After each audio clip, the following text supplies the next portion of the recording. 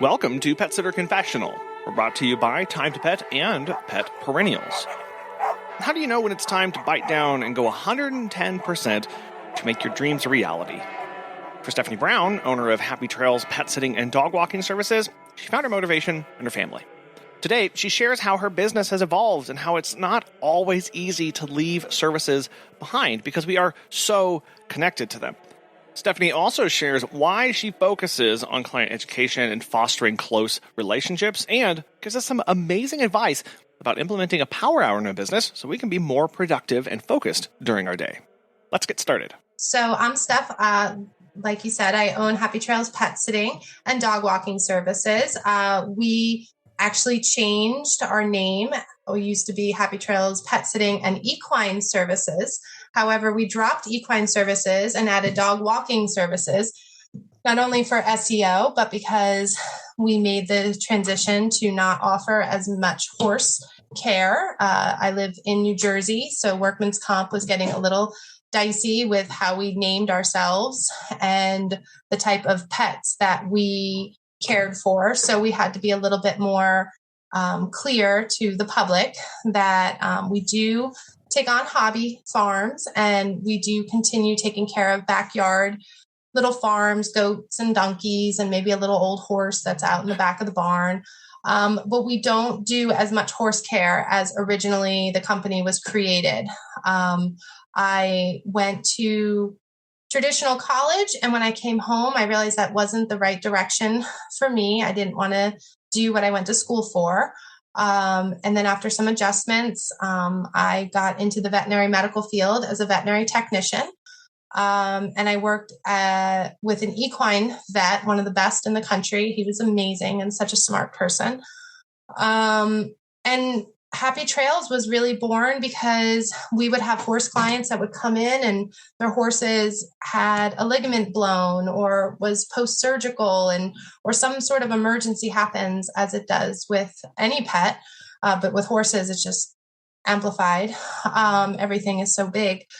So it kind of turned into people had vacations planned and they're like, oh my gosh, I'm going to Italy, or I have a cruise, or, who's going to cold wash, cold hose the horse or give his IM injections or something. So it kind of just was created out of a necessity because someone needed somebody other than the neighbor's kid to pop over and drop hay or freshen water buckets. They needed someone who was more educated and more prepared for, more serious conditions for horses. So over the years, that was primarily what I did. It was just me then. And it turned into riding horses professionally. I had my own horse farm that I ran. It was adorable and I loved it. I took care of these two amazing horses. The owners of the farm were amazing, but they really just wanted to look at horses in their pastures. And that was basically it. So I got to do all the fun things and shop for the horses and manage everything. And then they ended up getting a pony for their niece. So I did riding lessons. I mean, if you know anyone that's a horse person, you're kind of a jack of all trades, from riding to taking care of the horses. And then from there, through these years, I met my husband and we got married, and family came very quickly after we got married. And I kind of had to start refocusing what I was doing once I had kiddos, because I couldn't be putting myself in a position with the riding. I was riding a lot of green horses or untrained horses and training them. And I kind of had to reevaluate, because if I got hurt, what would happen to the family? My husband travels, so it would be kind of difficult if I had a broken arm or something like that. I had to really kind of take into account, which I guess a lot of people do when they become parents. They have to reevaluate because now you have a little person that's relying on you. And then really just after my second child was born, we just needed a little bit of extra oomph to make the company a little bit bigger, to kind of help from some expenses, like family expenses for healthcare and stuff like that, to help my youngest son with some of the challenges he was facing after he was born. So my husband really gave me a tremendous amount of support, as did the rest of my family, to say, hey, you should really get into this pet sitting, like go, balls to the wall, like do this, like you're so good with the people and you love the pets.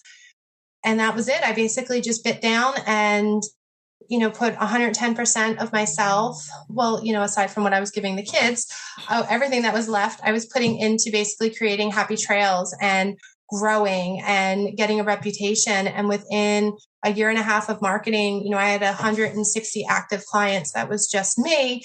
And it was a lot. And it was something where I felt like I was doing this for my family, and I was very much so, but I was also seeing so many people were let down by somebody who wasn't educated or wasn't a true animal professional that also loved the pets, but also kind of knew they knew what they were doing. It wasn't something where you can have a nice kiddo down the street that, is such a sweet boy, but then, maybe when he comes in your house, he doesn't know what gas smells like. He doesn't know what to do if your pipes are frozen. Like, what would you do? Like, oh, the sink doesn't work. Oh, well, and leave versus, somebody like myself. I have all that information. I know where the water shutoff is. I clearly know gas, get out of the house immediately, but it's just a lot of stuff that even the most good willing person might not realize, and then it was just such a joy to be able to give people the ability to go away or work a long day and still know their pets are being cared for to the best of anyone's ability, and not hoping that kid shows up, or I hope that little lady, down the street doesn't drop the leash and my dog gets loose again or something. So that's kind of where we were at. And I was probably working from sun up to sundown, doing pet sitting, dog walking, all the things, scooping litter boxes, doing everything, jack of all trades. And then I finally felt like, all right, I'm ready to hire. And that's a whole new full-time job, to having the staff and the team. And I would never be able to be where I am without the team that I have. I'm very grateful for every person over the years that has worked with me, because I feel like they're truly doing it for the pets. And they really do want to make the pet stays better, which makes their day better. Part of that business journey, right, is part of that evolution of doing new things, stopping old things, becoming a different person.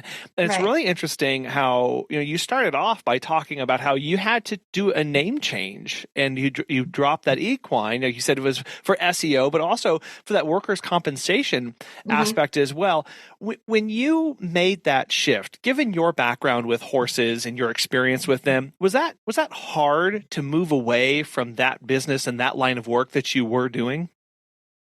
It was it happened at the right time. So I did change the name as I was creating my team. And I knew I wasn't hiring horse people. I was hiring pet people that worked in rescue and other maybe bigger companies. And none of them, the enormity of taking care of horses, right? Like to lead a horse from the barn to the pasture, there's a million things that can go wrong. And like, I would never put that responsibility on a team member, just because back in the day, I had, $150,000 horses that I was taking care of. And like, that's not something, not saying all pets are priceless, but that's something where these people have investments. They're showing all over the country, if not the world. And like, that's something where I wouldn't put that on just anybody. And I was hiring the best of the best, but we all kind of hold on to that thing. Any business owner, I feel like we all kind of have that little niche that we enjoy doing. So I was fine with taking the horse section,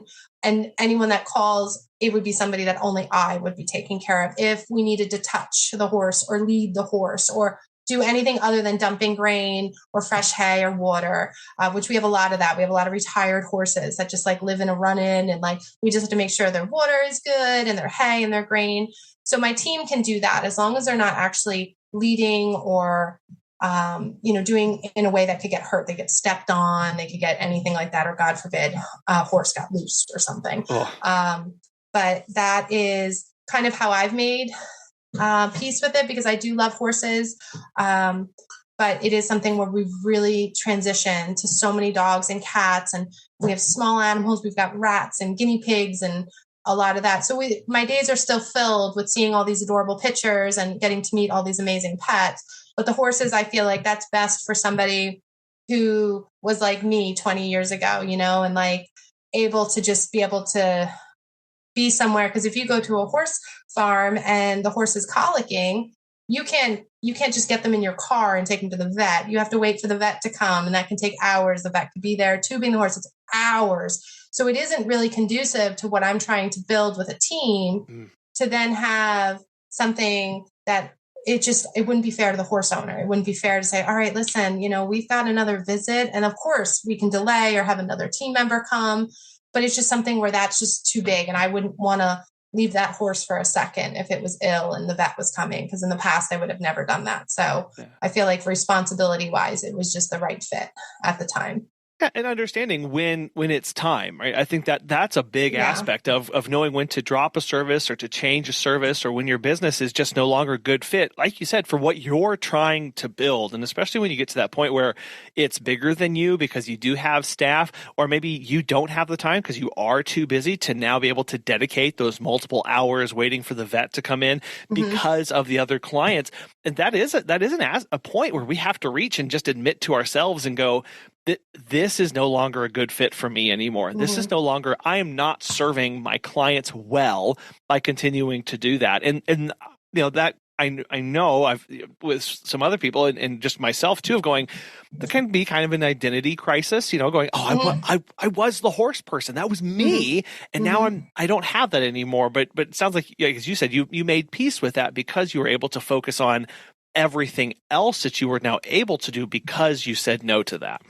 Right. And it is something that, since when I had equine services and I have it on my website and I had all that stuff, people were calling and they were upset because I was like too specific about like, well, if your horse is in the backyard and I don't have to touch it, we can take it. And it got to be like too nitty gritty. So we do have Hobby Farm. We're actually in the middle of updating our website to get even clearer, but we have Hobby Farm written there. So we have tons of chicken clients. We have tons of goats and sheep, and because we are somewhat rural here in New Jersey, there's no exit anywhere near us. And it's just something that, you just can't, I really do believe, to anyone that's listening, is your website is so important because it really does, it prereqs the person who's going to call you. I mean, if they're good about details, but you can really make that ideal client by your website, have that, dictate basically who's going to call you. And of course you're going to have people that don't read, that are just going to go call you because they do that. But, it does really help tremendously. But it was hard to drop equine services, but between everything else, it was another thing that I had to do that only I could do. And it wasn't really helpful for the client, like you said, with time and everything else. It wasn't fair. So we've just shifted like you have to do when you own a business. It's a pivot. And we'll just keep doing that until, we always want to make sure we're providing the best care. So that's the most important thing. So when you made that shift and refined it more into hobby farms, was that something you were already servicing a good number of clients with at that time when you decided to refine into that? Or were you trying to push into that market to serve those new clients? We have a good deal of them, but we found a lot of them by us calling and saying, oh my God, do you guys take care of chickens? Do you take care of, would you feed my goat? They were just so surprised that they found someone that would do this. And I'm thinking, my goodness, of course, so it is something that it has grown, and I do market it because, if somebody has a cat and a dog in the house and they got 3 hens in the back that just need their eggs collected, they're able to get everything done in one visit. It's not now the neighbor has to collect the chicken's eggs, but they're going to take care of the dogs. And, it was well, what's the point of the neighbor, just being a one-stop shop and being able to have everything taken care of under one umbrella. So the owner has less to worry about if they're going away.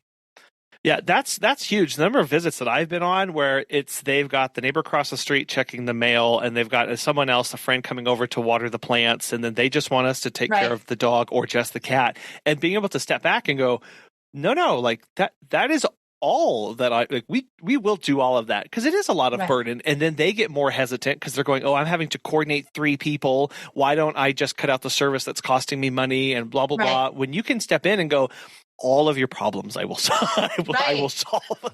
And people are blown away. I mean, we have, we also market this. I mean, was always like a no-brainer. Like, what are your plants? Like, no problem. We don't nitpick. We just make sure we have enough time. Like, we don't add on charges. We just make sure, all right, well, listen, if you've got like an acre of gardening, I can't be out of here in 10 minutes and still walk the dog. So, we market, like we have clients that just use us to water their gardens. They go camping with their dogs. Well, they can't take their garden with them. So, they'll have a 30-minute visit where, they can't use a timed sprinkler because that would be the most common sense is just put your sprinkler on a timer. But, they would have us, it's people like, that's a great thing to market as a pet sitter. Like, we'll take care of everything aside from home security and mail. And we tell people never to cancel the mail. That's a huge red flag. If the mailman skips your house, it's like, well, they're gone for a while. So, fixing that for clients. So they get one report card, they know their mail's in, their garbage is out, this, that, whatever. It just makes their lives so much easier. Yeah, I know. I remember the first time we had a request to just water a garden, and I was like, "Well, I guess I'm sending an update with a picture of a tomato today." Like that's what. But that's still important because that is a prized possession of theirs. They invest tons of money. People who garden like that love their gardens, and they want to make sure it's taken care of. And I don't want to just say, "Oh, I watered," but I want to give status updates. How are those pictures? How are the plants doing? What did I harvest today? Where am I doing that? Do they have? Do I need to take? Is that something the neighbor is going to come by and pick up, or can I take the tomatoes? Like, that's the best when you can take it. Yeah, it is. But you mentioned about how you're refining that on your website. What does that process look like for you, Stephanie, as you try and figure out what words you're going to put on the website and how you're going to structure that? Well, I'm sure my website person, my host, I guess you call, she's probably much happier for this update because I now finally have content where when I first created the website with her in 2017, she's like, okay, I need content. I go, content? What do you like? Cause you see everybody's like websites that have like all these amazing paragraphs. And I'm thinking, oh my God, that's right. That's custom to every single. So my process was like, I didn't have like blurbs of like what you do that you're just so used to. Like now you have saved drives of like, responses to emails and stuff like that.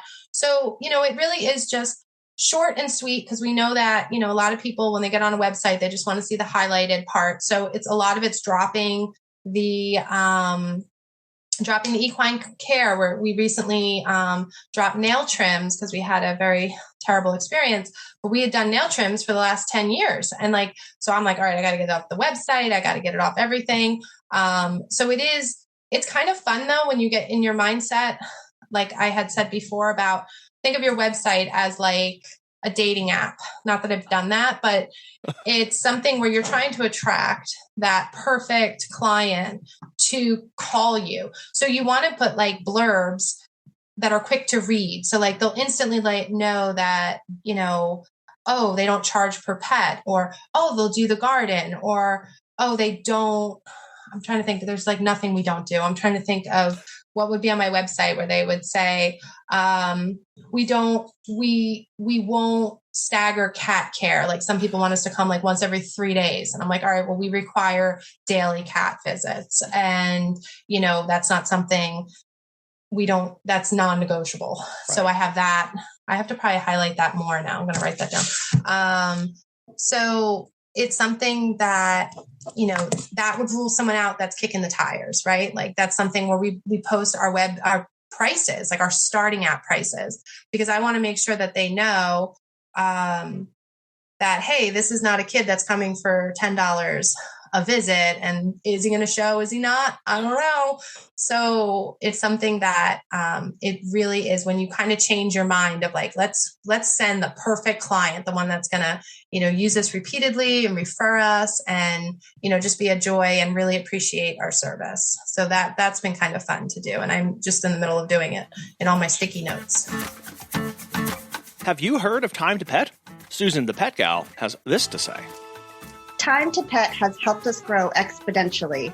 We believe the platform's features make us by far more professional than other companies who use conventional dashboards.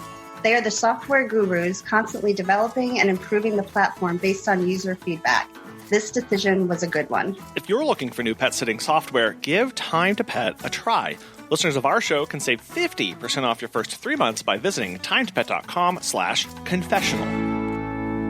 Well, and knowing the end goal, what's the action you want that person to do? And you mentioned several times about you want them to call you and and get on the phone with them. Is that why is that? Why do you personally want that phone call?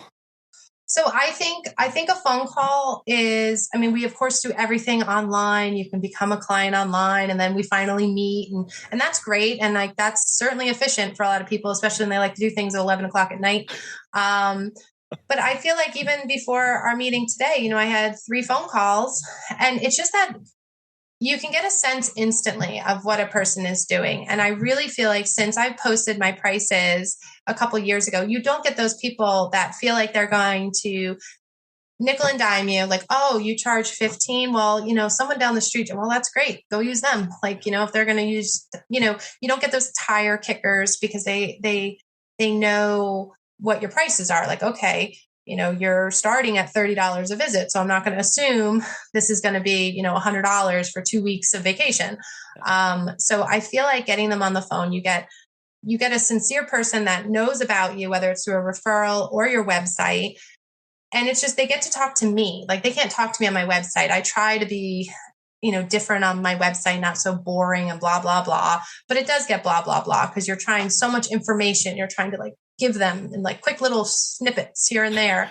So I really feel like you can get more passion when you call and talk to me, because the phone just goes to me, not my manager, not anybody. The phone goes to me unless I'm away.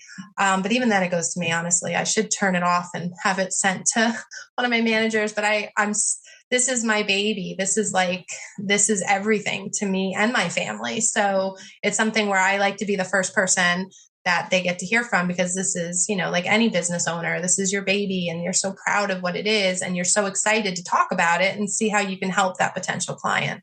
And recognizing that there's work that's happening. It's not just the phone call, right? As you mentioned, it's the website, it's the social media, it's them pre-selecting out of when they see, they say hobby farms. Well, I have something a bit more serious, or I do have a show horse or a race horse or things like that.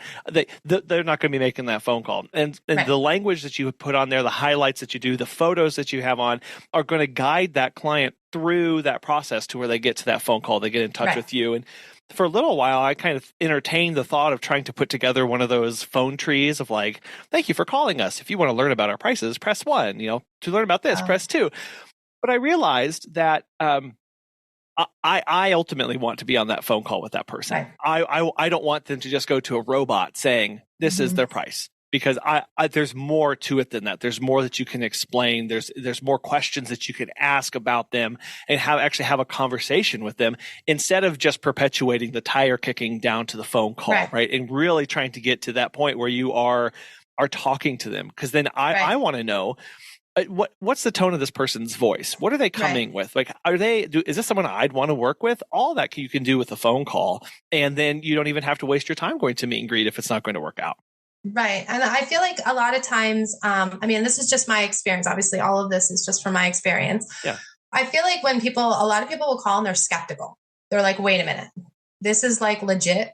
Yeah. Like you're really going to, and then I love that moment when you're talking with someone that's a little like, all right, my husband, we had to go on this vacation. I got to find somebody. And the kid who normally does it, he's, going to college that week or something.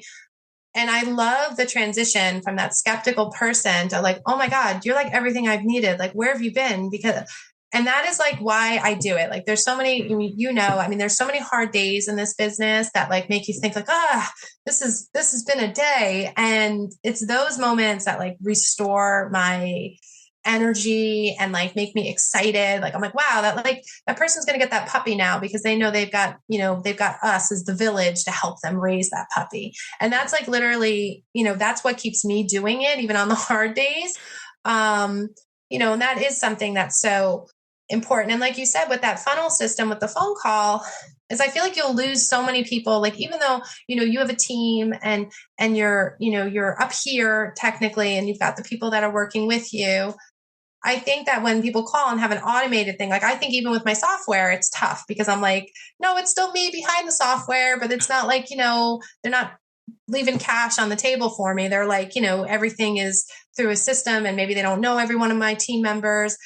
I feel like when they get to talk to me, it's the know, like, and trust. They're hiring Happy Trails because they met with Steph or they talked to me on the phone. And, it's that trust, we're being in the community, living where I work and having my kids in the same schools as their kids. It's like, well, you know me and you trust me. So anyone who works for me is going to be just as awesome, if not more awesome, because they're not running a business at the same time as walking your dog. So it works out really well. So I think that you made the right choice with not doing the funnel system with the phone. It would be easier at times. Yes. But it might turn people off instantly, like, because how much do you hate if you call your pediatrician and they say, hi, thanks for calling, please hold. And then you have to listen to that music. Like, it's just, people want to feel like they, I don't know, they're talking about their pets, which they love. So they want to talk about them. So, I think you made the right choice. And that, I appreciate that because it was tempting of like, oh, I can't take another phone call today. What if I just automated this part out of my life? And but at the end of the day, it's like, I want to hear that joy, that inflection in their voice where they go, you mean I can? Or what are you talking about? Like, yes, we have everything, and just walking them through that, because while, we have staff, I know you have staff too, and people can feel like it's big and it is impersonal at that point. And trying to find those touch points and make them really those high quality to make it personal again, I think is really important as we go through this, because we even experienced that when we're hiring, we get people who are skeptical that we're that we're a business. They're like you're going to hire me to do what? It's very interesting to sit down and go, no, that's what we do. But trying to find those points to make it a personal business again when you start to grow, it is an intentional act that we have to do. Yeah, it is something where that personal touch, because it may, I had a client call the other day because she had a bunch of last minute visits, and it was just, I didn't mean to, but it was a new person every day. It was just because of the way the flow of the schedule was and her preferred time. And she actually, she wrote me a message, which is probably the worst, again, going back to dating. She's like, hey, can you call me when you get a minute? I was like, oh, what I do? And then, you go to not sleep. And you're like, I can't. And of course, she sent that message at 8. And I was like, all right, I can't call her at night. I got to wait till tomorrow. So you're just up all night because you're like, oh my God, and this is a long time client. Yeah. And she was like, hey, I was just looking over, and the last 5 days I had 5 different walkers, and she's never met any of my walkers. Her husband has because he works from home, but it was just so jarring to her. She's like, do they just have my information? And it was but she was it was with such grace that she did let me call and talk to her, because that is, I didn't even realize, I didn't mean to. And I didn't say it like that, of course, to her, but you just get so you're routing, you're doing this, and anyone that you send there is going to give them as much love as possible. And the pets are good with new people and they just want a great walk. And it was but she talked to me for an hour, and we were just chit chatting, and it was that connection again. It was we really haven't connected since that meet and greet 3 years ago. Then the pandemic, we took a little break, and then she's getting back into it. And it was just really nice to talk to people, and that she gave me that grace of saying, hey, let's talk, versus messaging. Because I'm like, why can't she just message me? I can't live like this. What is she mad at?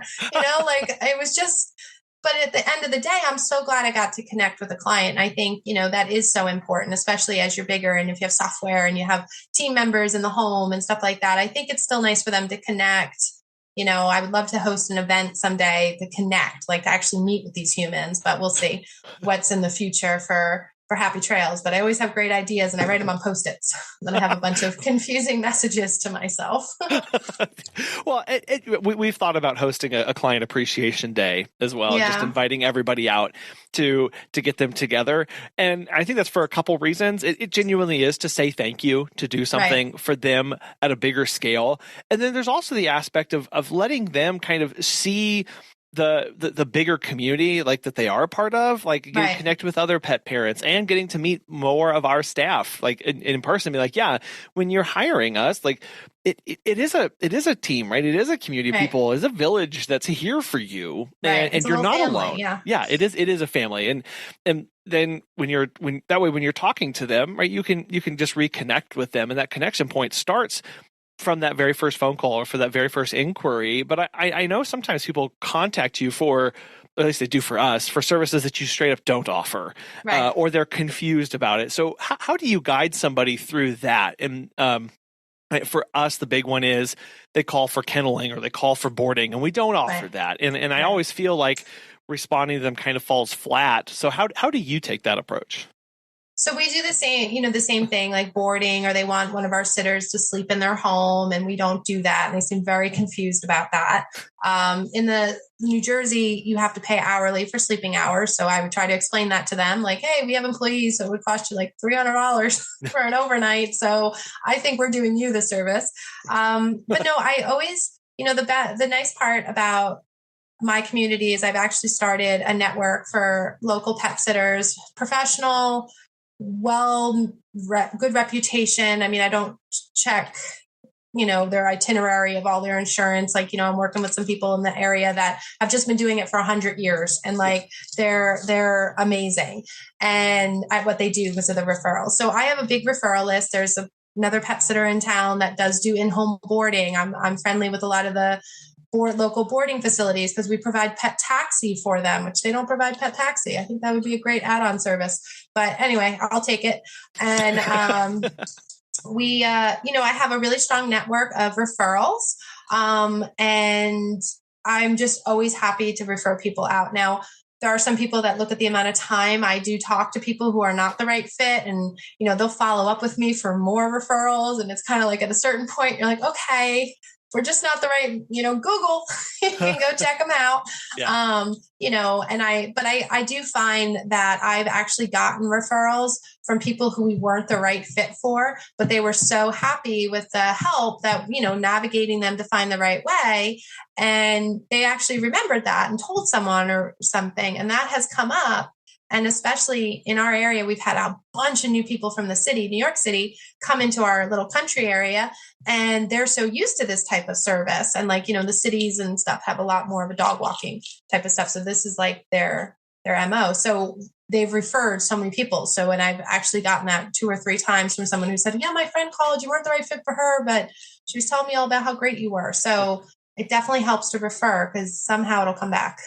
Well, it's a kind of reminder of also when you get a bad review on some place, responding to it, knowing that you're not really talking to that person who left the review. You're talking to the person who's going to come back and read that.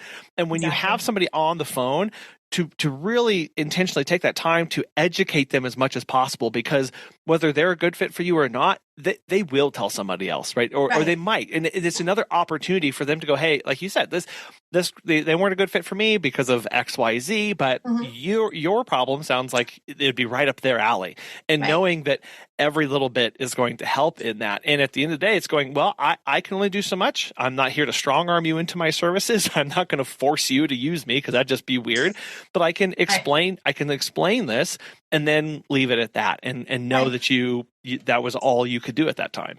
Yeah. And it really is. I mean, you are leaving a lasting impression, even if you aren't going to be the right fit. And if you're kind of like blowing them off, like, oh, well, I'm not going to make money, like that transcends onto your company. And that means like, if they're behind you at like a Dunkin' Donuts and like, you've got your logoed stuff, they're gonna be like, man, I spoke with the owner of that company. She's a bitch. Like, you know what I mean? Like, it just doesn't, I don't know. I clearly always want people to like me, and I struggle with that on a lot of things, but I really do feel like, you never want someone to have to say something bad about your company. Same thing when you reach like a bad review, and I've, knocking on wood, I've had one, and he's from the Midwest and we've never taken care of his pets. But I literally responded saying, oh my goodness, I'm so sorry you had such a terrible experience. That's not us. But I really do encourage you to reach out to that company personally. And maybe, I'm sure if they're in the industry for loving animals, this was the guy was just, I think it was just a spam. But it knocked me down to 4.8. Thanks a lot, jerk. But it was something where that response, like, because if you go on Google, if you're like me, I go for the bad reviews. I just want to see everything bad that can be said. And And it's always good if you see a response. So even if it was you and it was something you did wrong, I mean, we're certainly not perfect. I'm just so far very blessed that any imperfections we've had was managed before Google got involved. But it is something where your response is so important. Yeah, remembering that we are very public. We are very public, and we're very public in an area where owners and our clients are highly passionate as well. Right. And very so passionate. that is something that we can never forget or take for granted. And that, well, maybe not, something won't happen. No, like people, they're passionate about this. They are going to say something, and so providing them outlets for that, whether that's quarterly reviews that you ask for them, or feedback throughout the day, or whatever. But knowing that that's something that we have to consider, and that is part of running this kind of business, is just being highly aware of this public relations aspect now of what we're doing. Yes, definitely. I mean, I'll see it even, we do referral bonuses, like we'll give like a little something, like a little credit for clients who refer us, and even on social media. So like when someone's on like a Facebook page or something and they're looking for a pet sitter, they'll tag either me or the company. And then I start watching it, and like you'll see people fighting over their pet sitter. Oh yeah, well, so-and-so, I love her. Well, can't beat Happy Trails. And it's sweet because I know all the, the other pet sitters, and they're phenomenal in my town too. So, we're just the only one that's like a company with staff and a team. And like, we're like we're totally like messing people up. They're like, wait, you have a team? This is a job? This is crazy. And I'm like, I know, it's like a 60-hour work week.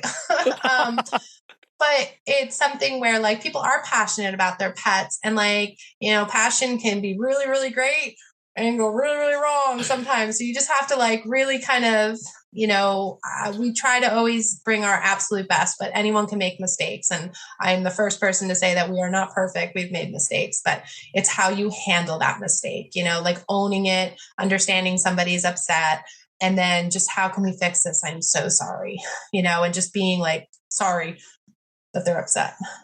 Yeah. Being honest when you make a mistake, and trying to make it right in whatever way that looks like for you and your company, and recognizing again, like I have off days, my staff are going to have off days. So we're always trying to do better and do something different if it's not working out. And that's getting feedback. That's just sitting some time and doing some brainstorming of like, okay, this is the one thing continues to happen. What do I do about that? And that part's hard, of the sitting and giving time to marinate on things when we're so busy. And so for you with you and everything that you have going on, and with your staff, and you're working with SEO and your website and all this, how do you carve out that time and stay organized so that you have time to do that kind of thinking in your business? Oh, well, I definitely haven't mastered this. I think we're all struggling to find time, and then also, spend time with our families, like, eat healthy, exercise, it's all that stuff.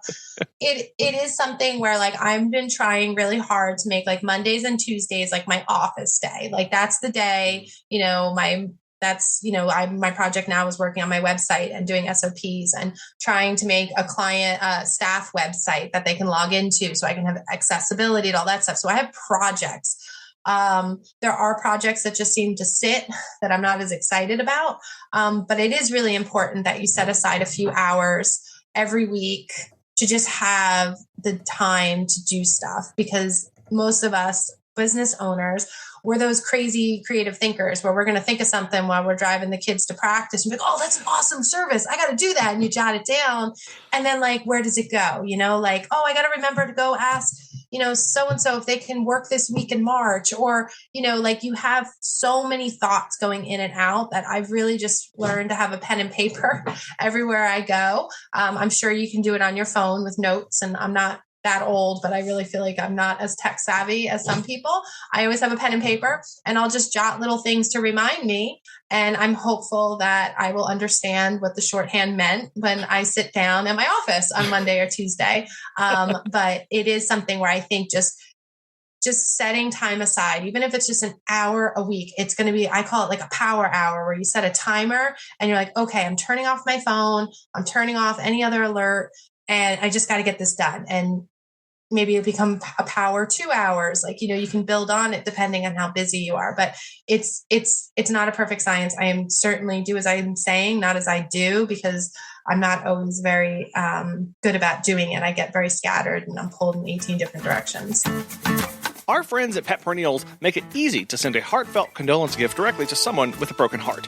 They have this awesome direct-to-customer gift model that takes the effort off of us and ensures a thoughtful, personalized sympathy gift reaches our client or employee on your behalf. All gift packages include a handwritten card, colorful gift wrap, and shipping fees across the U.S. and Canada. They also offer an array of milestone gifts and greeting cards that can be sent to celebrate birthdays, extend get well wishes, and welcome new and even rescued pets. Additionally, there are gift choices in case you need to send a sympathy gift in memory of a special human client or celebrate a pregnancy, engagement, or wedding of a pet lover. If you're interested, register for a free business gift perks account to unlock the all-inclusive, discounted package prices. Since the service is used on an as-needed basis, there are no monthly or annual obligations or a minimum purchase. Learn more at petperennials.com and check out their business programs or register for a free gift perks account using the link in the show notes. Which is, when we're running the kind of businesses that we run, is only natural that that's going to happen. And I appreciate that you said, like, capture those ideas in whatever way it works. I'm sitting here, I have 2 different notebooks in front of me and pens, and I have an app on my phone that I capture the stuff in. It's just, get it out of your head, really, is what that starts with, so that you don't, because what happens if you don't get it out of your head, then you sit there worrying the rest of the day, don't forget that, don't forget that, don't forget that. And then you forget it, right? Because that is part of that process, that creative process of getting the ideas out of your head somewhere, and then giving yourself space to then look at those and go, oh, actually, no, that idea won't work, or that's not a good idea, or who do I need to loop in on this? And having those projects of like, okay, today I'm working on this, and I can focus time on this. And it can feel not as fulfilling at times, especially for the bigger projects, because you don't get it all done in that day. But knowing, okay, I did a power hour and I worked on my website and I got as far as I could, and then I clicked the timer off and I stepped away from it, and I'll come back. There's more for me to do tomorrow, and that's okay because I have more time set aside tomorrow to do that. I try to, with the power hour, and now like feeling like so overwhelmed, like, as a business owner, you do, because like you'll be having your power hour and then somebody can't open a lockbox and you got to go over there with WD-40. Like, you're constantly pulled aside, but I try really hard to think about when we shut down. And like, I tried to think about like how terrible that felt when like I had nothing to do about anything. Like, I literally had my Fitbit checking in on me, like, are you still alive? Like, I'm not sure, you haven't moved. And as I'm eating like chips and watching some sort of show on Netflix. But it is something like I try, because I do definitely have anxiety, as maybe most business owners do. Maybe that's just what makes us business owners, is we're very type A and anxious, and, you're always worried that the other shoe is going to fall, or there's something you're forgetting or something. So I do try to remind myself in the craziness, like when my website person is like, hey, wanted me to hurry up with these updates, I just need a couple more things. I'm like, oh crap, that was a week ago, I got to get on that. But I was pulled away. I think just remembering, like, listen, it's going to get done. There's going to always be fires every day that you got to put out. And those are the ones that you got to do immediately. Yeah. And then the other stuff, just be grateful that you have stuff to do the next day and the next day. And you've got tons of power hours ahead of you to work on your business, because I think we all kind of realized in 2020 how quickly it could all go away and we were unsure. So I'll take this over that any day, and just be grateful that I've got hours and hours of power hours coming up, and I need to get my stuff in gear and get them completed. So try to look at it that way. Try to be positive. Yeah, knowing there's time, right? There's the negative where you go, oh, there's only so much time in the day, but going, well, there's tomorrow, right? And I've got time, and it's on my calendar, right? And that's the other part of, like, when you start putting it on your calendar, all of a sudden you go, oh, okay, like I've got a little bit more time. Like this past 2 weeks has been a bit of a crunch time for us on a couple projects, and just sitting down, throwing it on the calendar, allotting certain time, you go, oh, okay, I actually have enough time to do this. But when it's all in my head, I get super consumed and freaked out that there's no way I can accomplish any of this. But I see I'm not going to spend 77 hours straight on this project. Okay, this is more reasonable. I know visual, it's so important. You really, like, calendars are so helpful, jotting things down. And when you can actually see, all right, well, I actually can carve out an hour and a half on Wednesday. And, you can really kind of see it. And it's like, it's doable. It's like, okay, this is good. Like, there's worse things. I'll get this done, and sometimes having a deadline is a good thing. Like, I feel like when there's so much in our business that, like, we're we're the direct result of like what needs to get done, like for our SEO or our website and that kind of stuff. It's like, well, that's only going to help us get busier. So I really shouldn't be dragging my feet. But at the same time, you're like, oh, I got this and that and the fire and this and that, so it is hard because we're essentially our own worst enemy in certain things. Yeah. Well, and recognizing that I'm going to do all this effort, and that's so hard, of knowing the life cycle of that business, of the ups and the downs, the busy and the slow seasons, of going, if I want to build this, then asking, if I get 10x what I have right now, can I accommodate that? Are my habits appropriate for that? Do I have the systems in place? I think about that a lot when I look at our total client list, and I go, my goodness, if 10% of these people needed us tomorrow, like what would we do? I know. And trying to understand the capacity and our ability to handle and manage and keep, because if you have staff, all of a sudden you're trying to keep, I don't know if you do this, Stephanie, going, okay, so-and-so is at this client, so-and-so is at this client. What are they going through? And did we do the thing? And you start trying to become outside of your abilities and going, I can't, that's not scalable for me. So put systems in place, trust the systems, and then go, maybe I need to adapt these as I get bigger, but I have to start somewhere. Right. And it's definitely, I'm at that point in my business where I have a longtime employee. She's going to be coming back in March, and we're going to be learning assistant management and like having her, like she knows the behind the scenes. But now I'm making like literally a job description, because I was like, well, I have to like let her know what she's responsible for. It's not like before, it's like, you're out of the office, you're in the office now, or her office. And it's making that like kind of trying to make it so her day is somewhat structured, because you think about you're probably a lot more organized than I am, but I feel like I'm just like, all right, what's going to hit me today? Let me see, what am I doing today? You have meetings, but then the rest of the day can kind of, you got to figure out what needs to get done. So, but I think, looking back at what I was to now, it's just like unrecognizable. And, it's by, there's just so much more support. Like I was kind of saying before with pet sitters and companies, like I think that's a great thing. And I think your podcasts are great. And I think it's just so wonderful to have this community that I feel like has really come out in the last 5 years or so, of just like this connection and community and just being able to talk about it, because we have a really weird job. And it's not something that like, we're not like accountants or anything. I'm not saying that's not a weird job either, but it's just something where it's really important to network and talk and get together and connect with people who know about this weird job at all different levels. It is to be connected. So, especially for like, if you're bringing on the manager, the assistant manager, going, what does that look like? Right. Because 20 years ago, that really wasn't a thing, having an assistant manager for this kind of company. Right. And going, how do I create that? How do I craft that? How do I develop that in a way that's going to make sense for them and still be beneficial to my company? Getting a manager is something that some of us are, we're still several steps away from, or it's, we're looking for. How did you know it was time to bring on a manager and now an assistant manager for you? So, it's basically, she's going to be, I only have one. I should just call her my manager. Now I'm like trying to name the position while I'm doing the job description. She was one of my first hires. And if I could tell you the amount of interviews I did for my first hire, I could write a book just about that. And I didn't do phone interviews. So it was literally me sitting in Starbucks for like 37 interviews. And I saw some people, I learned some things. And anyway, long story short, she was my first hire. She came from another company that was much larger at the time. And she's just been a dream to work with. I didn't know how to have an employee. I took a class. I took the boss's class. I did do as much education as I could, but you don't know until you're doing it. And then she reminded me once, she was like, Steph, I haven't had a day off in three weeks now. In my defense, it was like a couple of visits, and it wasn't like she was working nonstop. I shouldn't say it like that. It was just funny because I was like, oh my God, we have to have structured time off. Like you're just so used to working every single day yourself that you forget, hey, this is a job for them.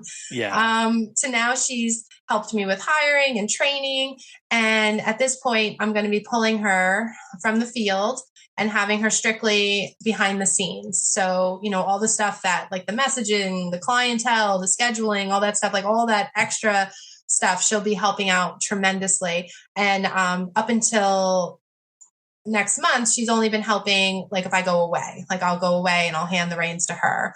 But I definitely think you're ready when like things are slipping. Like if you're in a meet and greet, meeting new clients, and you're not able to check on your phone and somebody has an emergency, or and you have your phone off because you're giving full attention to this meet and greet that you're trying to win over, you need to you can't have so many balls up in the air that you can't take care of business while you're trying to gain business or go away or something like that. There has to be it's not fair to your clients if their dog, if they need to cancel a walk and maybe that message came through while I was in a meeting and that sitter has shown up because maybe she missed the message herself, then that's something like, well, hey, I wrote the message. You tell me to trust the software and now you're not listening, So it was really just something where it was in best interest of my clients to have that more connection, because I like rapid connection with my clients during our office hours, but I don't feel like they should wait hours for a response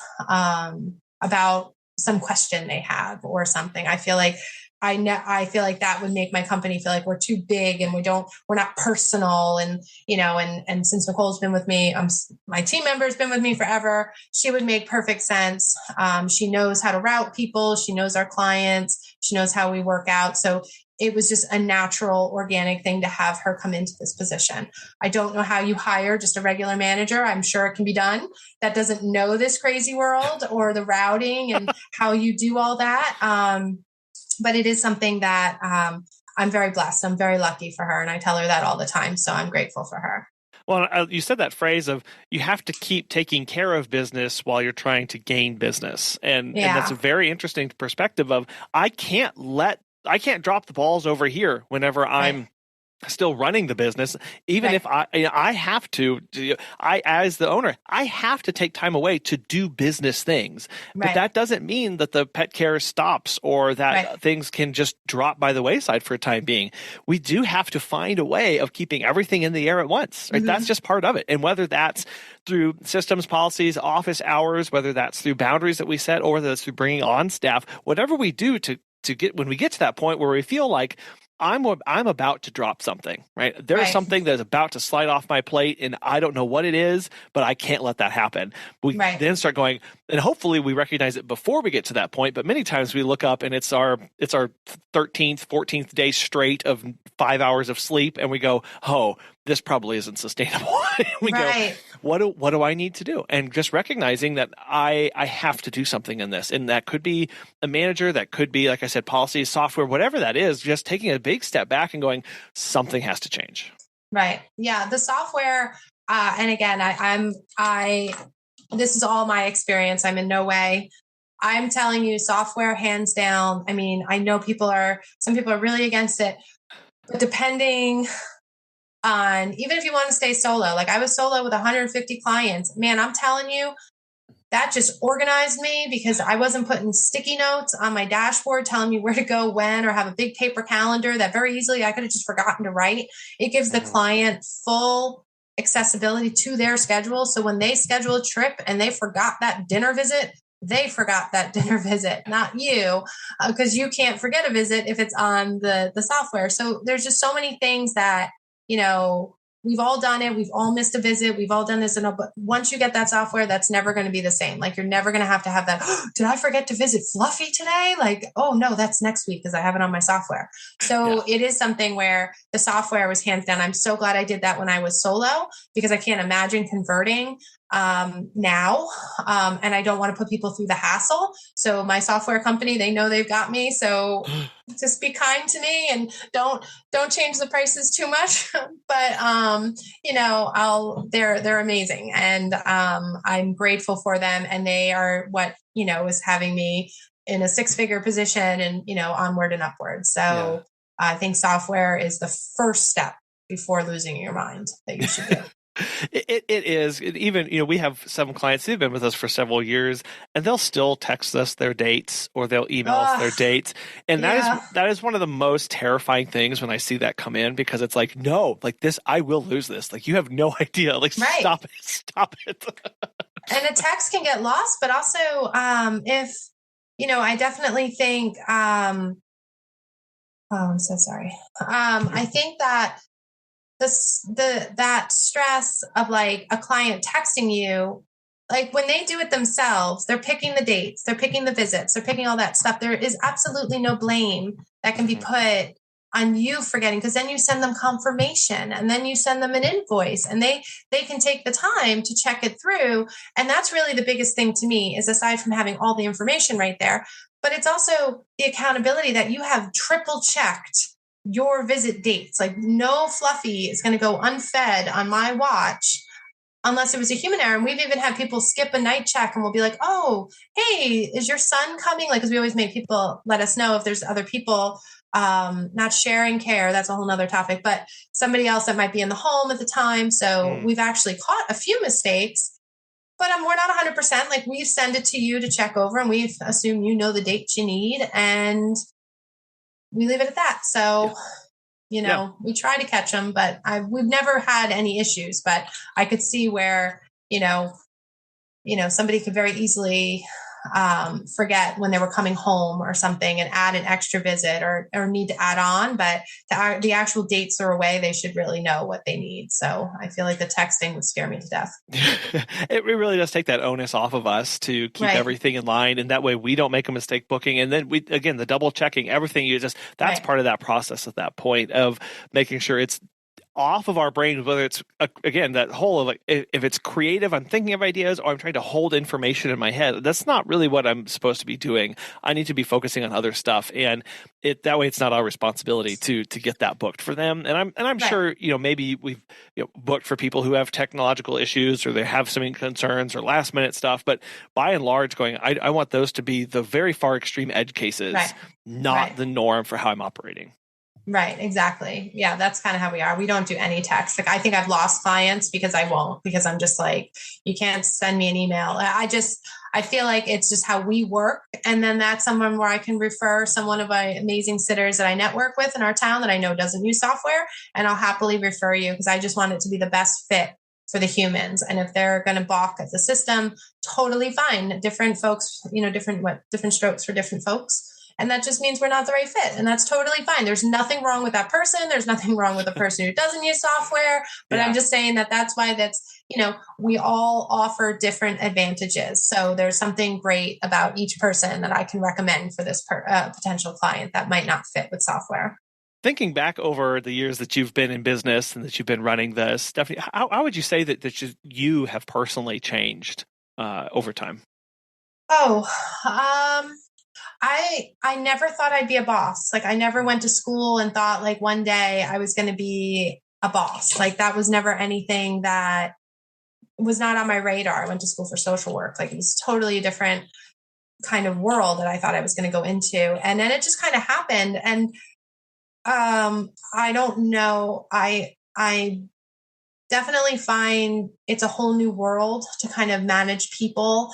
And, I've done a really great job hiring. I've had a couple oopsies, but nothing bad with the pets. It was just like, oh, they didn't understand this job. Like this was a different type of job that they thought. So I got better at describing the job and scaring potential hires away so that they really knew what this job was about. I think it's changed me I'm definitely a lot more secure about the services we do offer. And I've gotten a lot easier to say, no, we're not the right fit. Instead of it's like, I got to have every client. It's no, I want the right client. Like, I don't want, it has to be the right client because it's better for the pets. It's better for my team. And there are people that instantly in 5 minutes on the phone, I'll be like, I'm so sorry. I just don't think we'll be a good fit.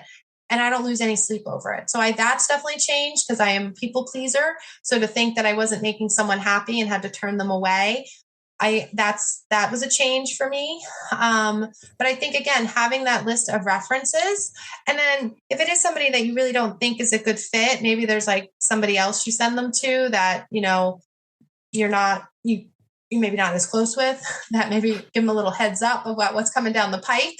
But other than that, I think that just being a boss has changed kind of my overall feeling about, I don't know, it's just something I never thought I was ever going to be. And here I am doing it. And it's just, I love my team and I've had horrible bosses. So I just try to be the best boss I can be and fair and communicate a lot of what I want. And so far, so good. 6, almost 7 years in. So I don't know. I think that's what's changed the most is just my overall confidence, even going out in my community. Like I'm confident in that I provide the service for my small town and I'm proud of it. This is my kids are so proud of it. And it's just something that has really, I'm very proud of the service that we provide. Even if we've had a hiccup or a mistake here and there, I've come to terms that we're all human and mistakes can happen. Well, Stephanie, I want to thank you for taking time out of your busy day to talk with us and share about your experience and how we need to be focusing on making those connections. And at the end of the day, we need to be building something that we are proud of, because that's a reflection of us and our passion that we have for those pets and our businesses. I know that there's a lot that we didn't get to, and there's a lot more. I'm sorry, I talked a lot. No. There's just a lot more that we could talk about. And so for those who want to get connected and follow along and pick your brain on some questions, if possible, how best can they do that? Email is probably best. It's Steph, STEPH, @happypetsitting.org. Always love an email. That's always nice. We do have a Facebook page, Happy Trails Professional Pet Sitting. And we do have Instagram. It would be @Happy Trails Pet Sitting LLC, I believe. I want to check that one out. I'm not sure. Okay. Well, I'll double check that before I put it in the show notes. But yeah, I'll have those for people to click on a website and everything. Okay, great. So they can get connected with you. Stephanie, I've really enjoyed getting to get connected with you and talk about your journey in pet care, and I've loved every minute of it. So thank you so much. Oh, great. So how do you know when it's time to give 110%? It's when your passion depends on it. We reach a point in our lives where we can't not take that next step. At some point, we were all doing something different before we started pet sitting. Maybe we had it on a side gig. Maybe we realized we need to earn extra income. Maybe we just decided it was a passion of ours or felt that in our bones. But at some point, we looked at ourselves in the mirror and there was an internal flip that switched that we said, I can no longer not pursue this. And so our passion depended on our hard work and dedication towards our business, towards getting it off the ground so that it would be successful.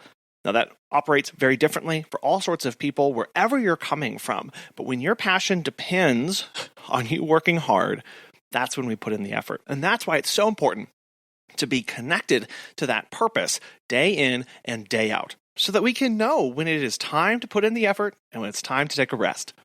We want to thank today's sponsors, Time to Pet and Pet Perennials, and we really want to thank you for listening. And we'd love to hear how you invest back into your business and really what motivated you to get started and keeps you going. You can send that to feedback@petsitterconfessional.com or give us a phone call or check us out on social media. We hope you have a wonderful rest of your weekend. We'll be back again soon.